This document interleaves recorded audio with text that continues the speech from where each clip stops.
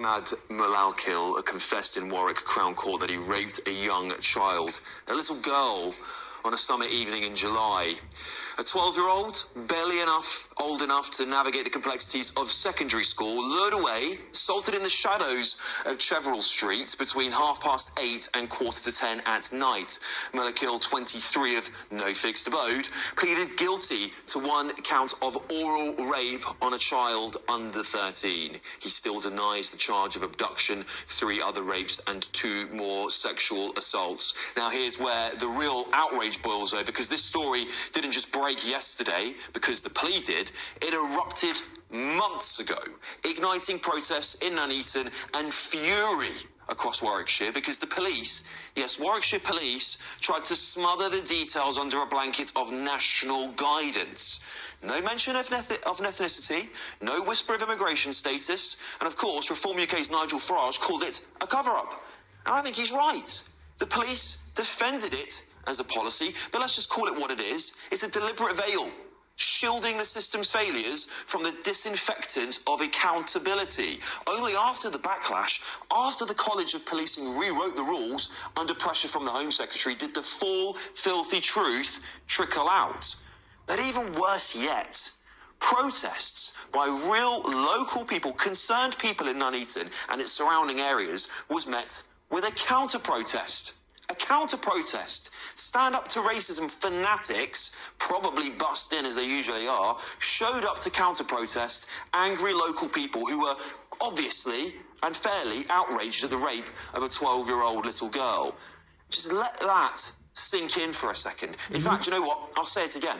Stand Up to Racism protesters counter-protested local people who are angry at the rape of a 12-year-old girl. Do I need to say anything about the kind of sick individual you'd have to be to attend that rally? Really? I mean, come on. Malalkil, who has of course, admitted now to the rape of a 12-year-old, is, well, words I actually can't use to describe him, frankly, because I can't say them out loud on national television. And sadly, as you all know too well at home, this is not an isolated case. A Daily Mail investigation has coughed up some devastating statistics. They claim at least 312 asylum seekers in hotels have been charged with 708 offences over 3 years, including 18 charged with rape, 5 with attempted rape, and 35 with sexual assault. Over 50 of these crimes involves charges where asylum seekers were living in hotels. Several minors involved as well in some cases. And it's not just illegal migrants, is it? 1 in 5 child sex offence convictions involve foreign nationals. Data shared with GB News has revealed this. Despite making up just 11% of the population in England and Wales, foreign nationals were massively overrepresented in data obtained from the Ministry of Justice by Rupert Lowe's rape gang inquiry through a Freedom of Information request. Now, a 12-year-old girl now is in specialist care. Her life probably destroyed forever, while we foot the bill for custody trials, endless appeals that clog our courts. When is our government going to do something? When are they going to act?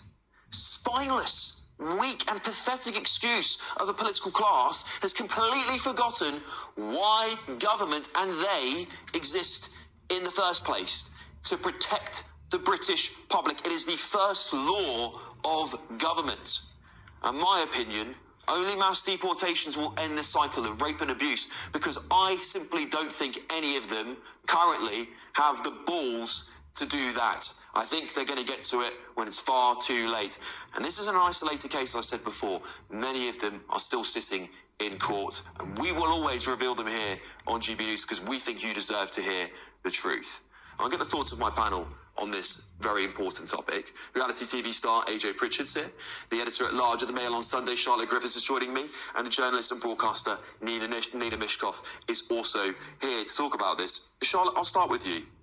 I think the problem, the really thing that enraged me reading this story, of course, I'm becoming desensitized to hearing these headlines, unfortunately. I really am. And many people at home are too. It's harrowing.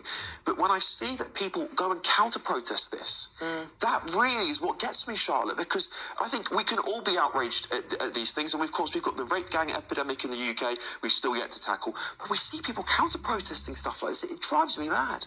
It's so shameless. It drives me mad as well. The idea that they can compartmentalise the fact that there's a 12-year-old girl. And this is what I found in a few conversations I've had with, I suppose I'd say lefties, really, recently, is they can compartmentalise the sexual abuse stuff, and they're entirely obsessed and focused on